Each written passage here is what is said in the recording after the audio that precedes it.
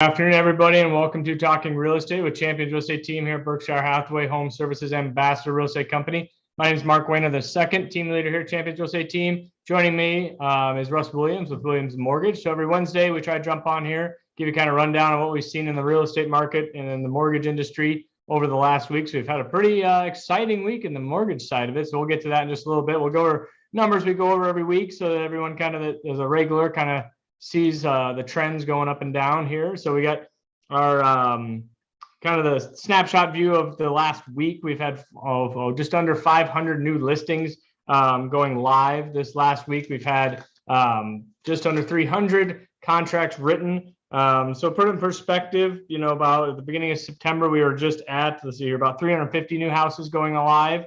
So we're up about 150 homes, almost roughly, new listings out there, and then sold homes about where we've been at, right around that 450 mark. So we're still seeing houses come on the market. We're still obviously seeing houses go off the market, maybe not as quick. And as we've talked in weeks past, I think the intensity is, kind of lessened a little bit with regards to that, which is normal in this time of year as we're going into fall and, going into holiday season. We got, Halloween and all that kind of stuff coming up. But now is a good time if you're a buyer looking out there, making sure that you can get into something before the holiday swings, and obviously getting your house on the market. Same kind of vision, it's kind of the scouting report on both sides of the coin. As a seller, get that house sold before those buyers want to get in for the holiday season. That's going to be your most ideal time. I mean, obviously, there's people moving in and out of town all the time, so there's always houses up on the market from that perspective. So let's jump in, look at 30,000-foot view here. Share it on here as it pulls up for you guys. So the Omaha and Lincoln MLS, so we're at 2356. Douglas Sarpy counties at 1354. Existing homes in the Douglas and Sarpy County area, so narrowing that down a little bit, just under 600 homes. New construction jumped up a little bit to 757. Anyways, got brain lapse there. So months of inventory still at 1.4 month supply of inventory. The average sold price went up $1,000 from last week up to 317, up about 13% from the previous year. So like I said, that we've been talking about, with I think Russ and I before we got on, and we were kind of joking, kind of talking about the housing market, whether we're in a recession, what the Feds are doing. This week we saw a huge jump. I think Russ is very knowledgeable in that aspect of it, so I'll probably let him handle that. But what we're seeing is that obviously rates, I think, went up to 7%. I think highest since 2002, so in 20 years. So when we were talking, and we're seeing some houses come back on the market. Some people may have fears of what the market's doing, what interest rates are doing. And I understand that if interest rates go from 6 to 7, 6.5 to 7%, those monthly payments are going to go up a little bit, obviously. And if that's uncomfortable for you and it doesn't make sense in your budget, then absolutely, that's why we have that. I think it's paragraph 8 in the purchase contract, 823, anyways. But that puts in there a cap of the interest rates. Of 6.5%, 7%. So if those go above, interest rates go above that, you may have the opportunity to walk away from the contract based on the financing aspect of it. So also when you're selling a house, make sure that you know what that interest rate is that buyer is putting in there. Most agents, they just fill that thing out and don't necessarily understand exactly what that truly means. But as a seller's agent, okay, well, hey, if the interest rates go up, and prepare your sellers for what that means essentially, from that standpoint of that paragraph 8 in there. So that's some of those things we're seeing in that regards. I think, Russ and I were not laughing about it, but we were talking that we've been literally bringing this up for the last year of that, Fed should step in and maybe, kind of adjust accordingly. And we're at the point we are now is that, we're seeing the repercussions of, not doing anything, and rates are going up. But ultimately rates will, everything's cyclical, like we've talked on even a year ago. Things will go up, things will go down. We were at the bottom at 3% interest rates at this time last year. Now we're 4% higher. That's a 40% loss in your buying power from this time last year. So you could have got in that house, even though it may have been a little bit higher than what you thought, but you would have saved yourself 40% on your purchasing power. So those are some things that we're looking at here. And that's why, being in the industry, I think going on 14 years, 15, going on my 15th year here. Russ has been in it probably a lot longer than I have. But being a fourth generation, we've seen these things, we've heard these things, we've learned from the past of what kind of goes through. Ultimately, we don't have a crystal ball, but our goal is to give you that information so that you can make the best decision for you, and you're educated on it and not just shooting from the hip. That right now that we're still short on homes. The number of homes that are needed in the Omaha area nationally in general. And I think that's something that you have to take into account. Even though we're at high interest rates, I don't necessarily see, that you hear the impending doom of the housing market crash of 2008. I think we're way past that as far as the regulations that we have in place, that we're not just lending out to anybody and everybody that wants, that's got a pulse out there. And so they're more stringent on that. So I don't necessarily see that we're going to see huge appreciation. We're seeing the 15, 18%. I think we can sustain that year over year, but on average, it's about 4 to 5%.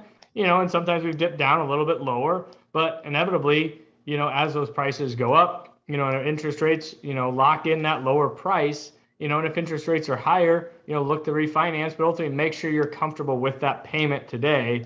That if you can sustain that for however long it takes for the market to kind of get back to our, new normal or whatever you want to call it in that regards. But I think that's just something that, keeping everyone abreast of what's going on, in the real estate market. I mean, I still think it's a great time to buy, even on, some prices may soften a little bit, but I don't necessarily see it. Omaha is usually fairly insulated. In 2008, when I got in the business and we did see the financial crisis drop, on the coast, they were dropping 40 to 50%. I think the biggest drop we had in the Omaha metro area was right around 13%. So even if we were up 13, 14%, that just wipes out our gains for the last year. So you're still coming out ahead buying, getting in the market over the long term. So, but yeah. I guess I could go down a whole rabbit hole. We can make this a whole hour-long video, but we'll try to keep it short and sweet. So I guess we'll touch base with Russ on kind of what he's seeing, in a more detailed fashion of what the mortgage rates are doing. I know we got a lot of data coming out in the next week, within the next week. So I guess, what are you kind of seeing out there, Russ? Gosh, this has been a crazy active week, and where to start, Mark, and how to explain this. I'm going to do my best in a short period of time, but we have seen interest rates rise to the highest level since 2002. Why? Partially, as we've talked about for a year, Mark, the Fed has been slow to respond to inflation. And as a result, bonds, which hate inflation, the yields have risen, and that pushes mortgage rates higher. We know, and we've talked about the last several weeks, that the most recent consumer price index numbers came in a little hotter than expected. And so inflation by the CPI readings didn't drop as much as the market had hoped. Also, in the most recent Fed meeting, the Fed indicated that maybe just finally, they're going to be taking inflation more seriously than what they had been kind of leading up until that meeting. And so that surprised the markets a little bit, that the Fed finally is admitting inflation is something that they need to aggressively go after. As you mentioned, on Friday, we have the Fed's favorite measure of inflation, personal consumption expenditures, which probably isn't going to be as good as what we would hope it to be as far as inflation coming down, and mainly because we do have the knowledge of knowing that the consumer price index numbers were a little bit higher than what we wanted them to be in the month of August, and the PCE number Friday will be August numbers. 2 weeks after that, of course, we have the next measurement of CPI coming out, and we do expect that probably that is going to be a little bit better. But the primary reason, Mark, why the interest rates rose as much as they did over the last week is fear of inflation overseas. Great Britain on last Friday came out with what they call their mini budget, which included a large issuance of debt to cover some stimulus programs to try to avert a mess in their country. It's been highly criticized, but since then, they've also indicated that they're going to enact their own version of what's called quantitative easing. If anybody wants to talk to me about this, I'll be happy to explain it to the best of my ability. But what that means is that they're going to be buying their own debt to try to offset the debt that they're issuing. Crazy, I know, but that's what they're talking about doing. And as a result, the significant deterioration we saw in rates on Monday, we've seen some of that improve a little bit yesterday and even today. Moving forward, though, the markets are rattled, and we expect that rates are probably going to be in this range for a little while, primarily because people are much more quickly pessimistic than they are optimistic. And so until we have good data that's pointing towards lower inflation rates, which I can explain why I fully believe we will have that.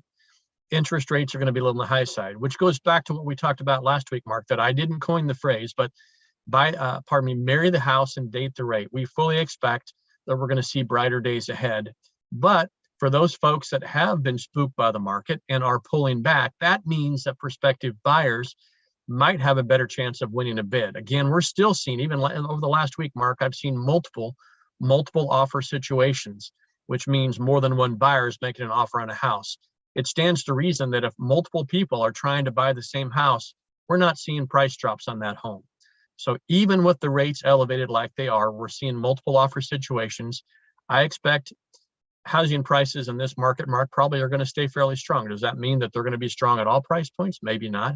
But in the affordable price points, absolutely, we're going to see home prices remain strong. And if I'm correct, and we do see some softening of inflation and thereby followed by lower mortgage rates, we're going to see more people coming back into the market. So this presents a great opportunity to you. Buy the house now, even though the rates aren't exactly what we want them to be, because we expect fully you're going to have a great opportunity to bring that payment and rate down next year with a refinance.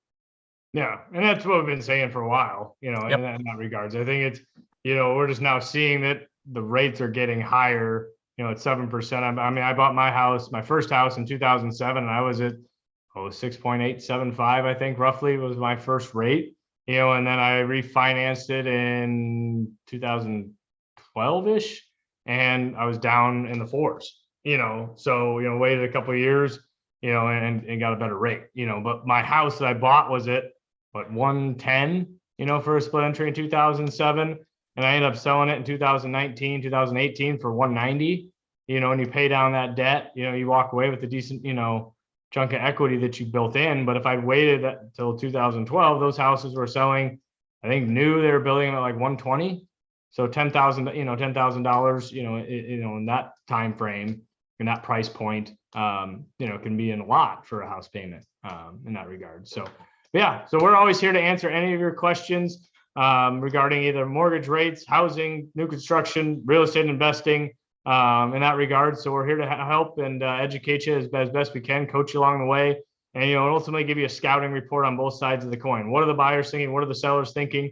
Because I think in any good situation, you need to know that, not just focus on yourself, but what are sellers thinking? What are buyers thinking in the mindset of both of them? And with here Champions Real Estate Team being a full-time real estate agent, that's very important in this thing. I think what I saw a statistic this last week, 57 point, I think it was 8 or 3% of the agents in the Omaha Board of Realtors only sold 4 or less houses. So, in this market, when you're dealing with multiple offers and that sort, get yourself a full-time real estate agent that can help you out and navigate you, through the waters of buying and selling a house. So, I mean, it's very, very important. One of the largest investments that you're probably going to make in your lifetime. So appreciate everyone jumping on with us today. Russ, thank you. And then we'll touch base with everyone next week and have a great rest of the week. It looks like it's gonna be a great weather out there. So get outside and enjoy it. So take care and